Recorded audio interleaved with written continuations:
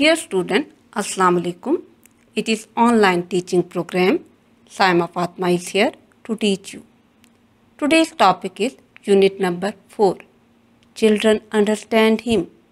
It is a poem written by a Pakistani poet, Tawfiq Rafat. Tawfiq Rafat was born in Sialkot and educated at Dehradun, Aligarh and Lahore. He is traditionally thought of as the founding father of poetry in English in Pakistan. Tawfiq Rafat has not only made his mark in the subcontinent, his work has also appeared in international anthologies and is included in secondary school and university curricula in Pakistan, USA, Australia and Africa. Tawfiq Rafat has also written a play in verse, The Foothold, which was published by the GC Dramatics Club, Lahore. Rafat's poetry encapsulates profoundly the essence and reality of Pakistani culture and life.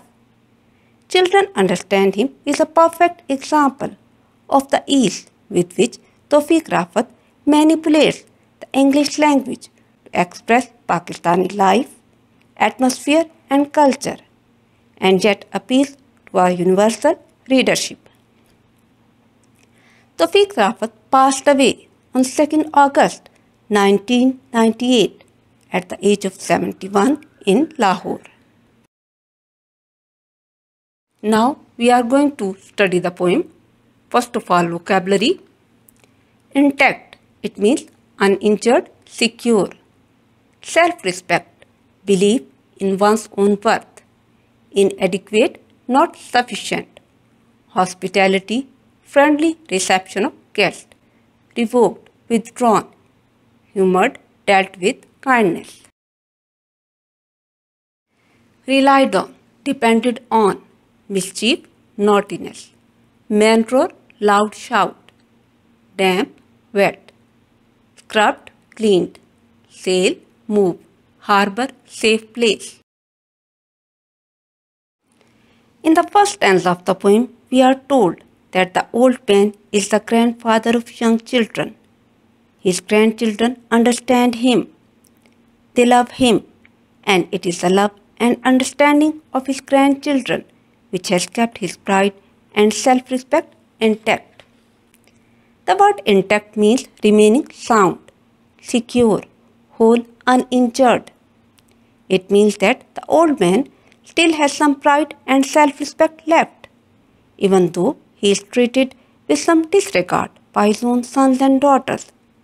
His association with his grandchildren has kept his pride and self-respect intact. They still value him, they love and understand him, and it is the love and understanding of his grandchildren which is a source of great courage for the old man. Now is the second stanza of the poem. First line, otherwise he is a dry stream bed. What does it mean? It means that it is the love, understanding and association of his grandchildren which has made his life worth living. Otherwise he is a dry stream bed. Here the poet uses the metaphor, dry stream bed.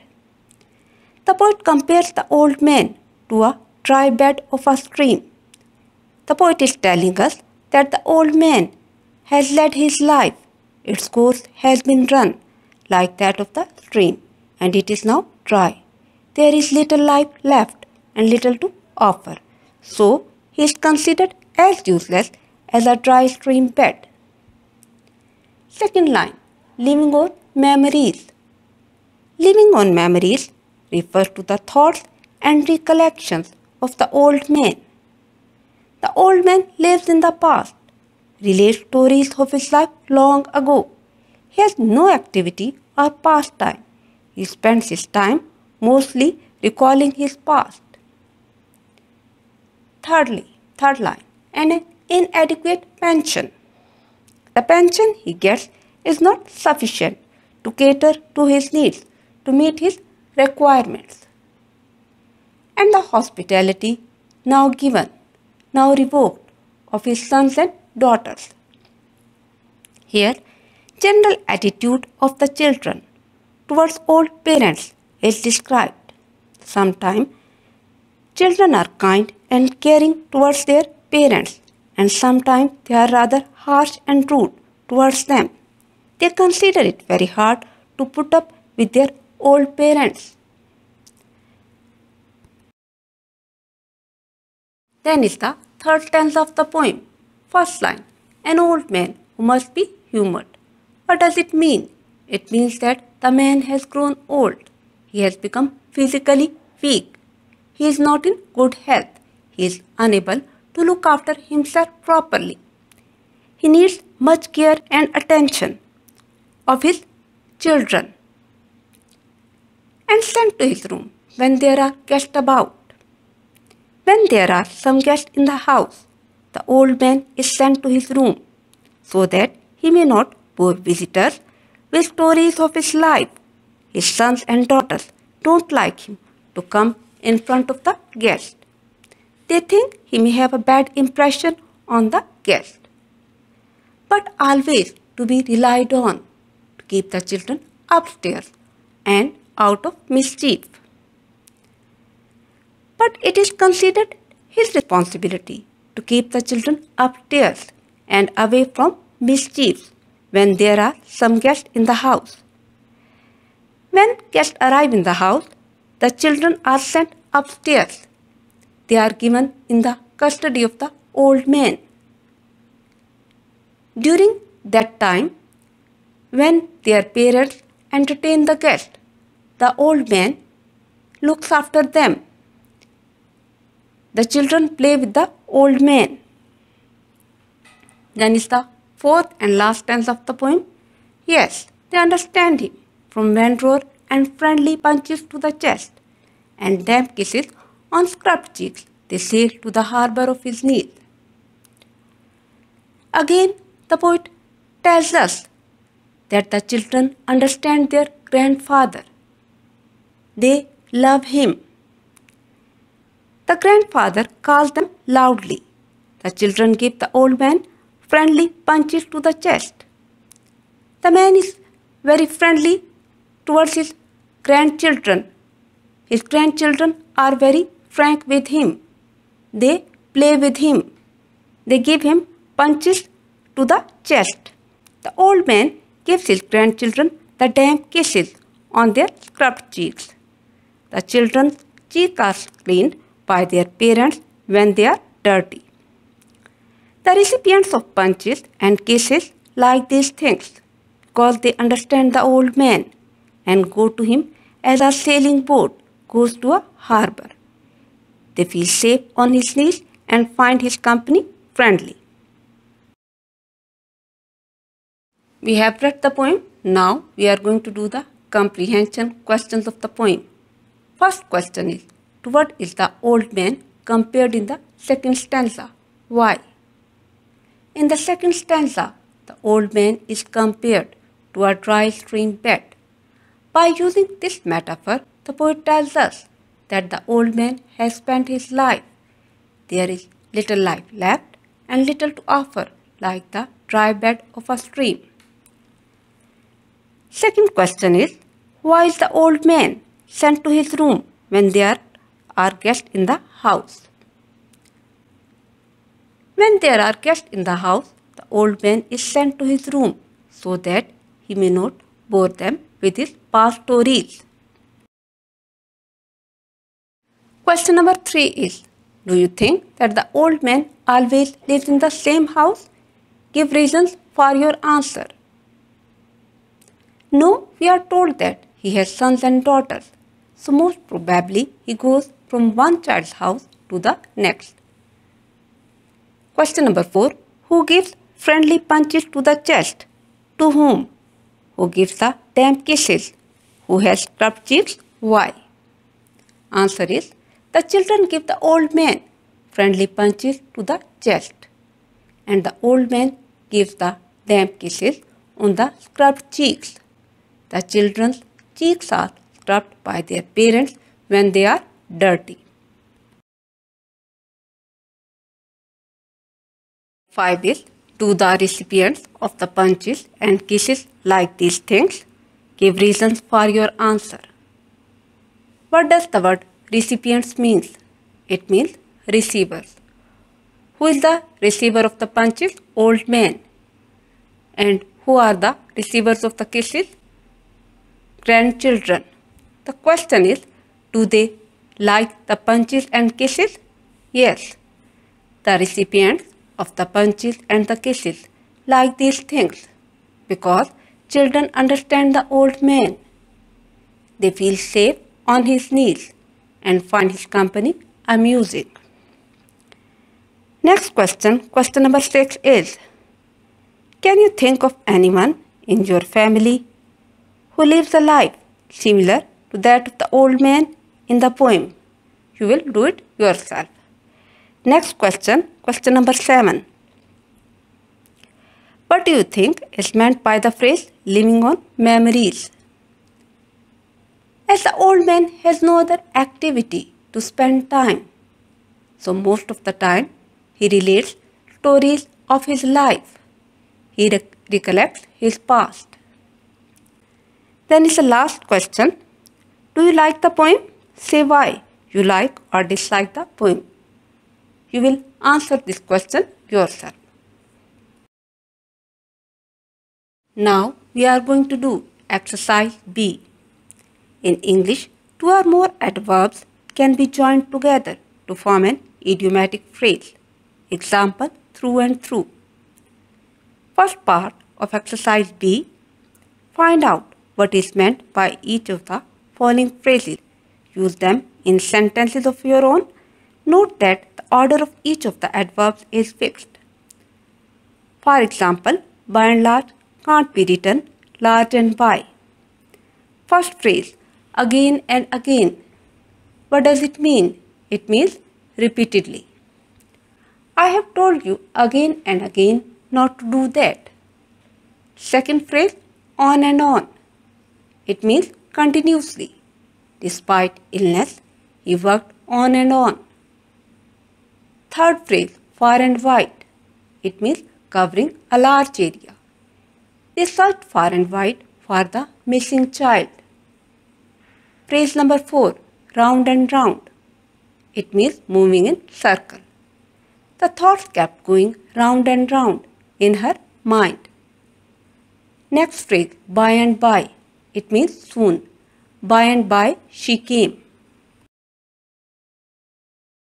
Then is the phrase in and out. It means going regularly to a place. He was in and out of jail for most of his life. Next phrase, to and fro.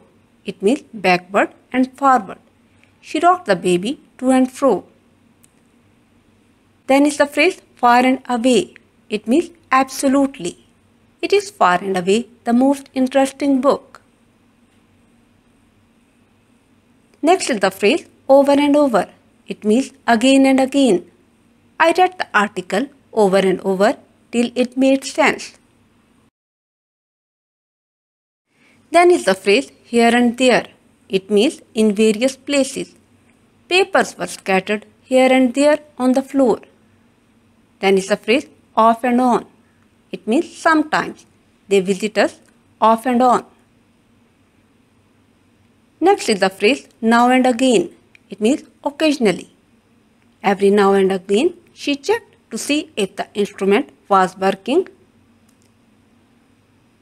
Then is the phrase by and large.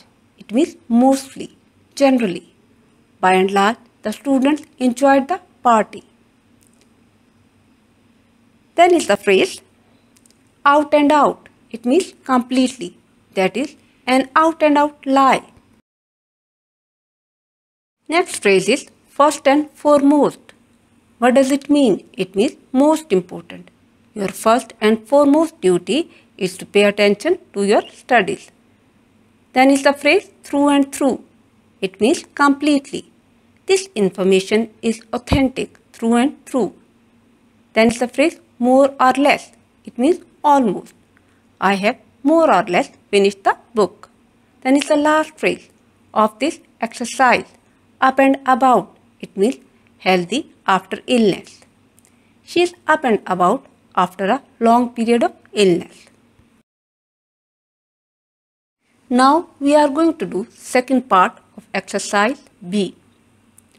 A person who is critical and always questions the truth of facts is called a skeptic. A person who believes that reason is the foundation of certainty in knowledge is called a rationalist. In this part, with the help of dictionary, you have to find out what name should be given to each type of person described below. You have to fill the crossword grid with the words you have found. First description is a person who says one thing and does another. It is called hypocrite. Second one skilled in the knowledge of or dealing with herbs or plants. He is called herbalist. Third one, a person who looks on the bright side of life. He is optimist. Fourth one, a woman whose husband is dead. Widow. Number 5, a man whose wife is dead. Widower. Number 6, one who gives others goods, money, etc. Donor. Number 7, an unmarried man. Bachelor. Number 8, one who journeys to a holy place. Pilgrim. Number 9, one who is extremely intelligent. Genius.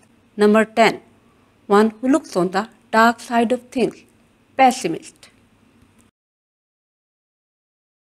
Then are the uses of may and might. May and might are the modal verbs which are used in our daily life. Now we are going to discuss their uses. We use may to express number 1, probability or possibility. Example is, he may not come today because it is raining. Number 2, permission. We use may to seek permission. Example, may I have some coffee please? Number 3, wishes. Example, may our suffering decrease. Then are the uses of might. We use might to express a weak possibility. Example is, it might rain this afternoon, but I think not. We use it to express a polite suggestion. Example, might we stay just a little longer? Third use is in indirect speech. The past tense of may. Example, he asked if he might come in. Now we are going to do first part of exercise C. Question is, fill in the blank with may or might. Follow the instructions given in brackets.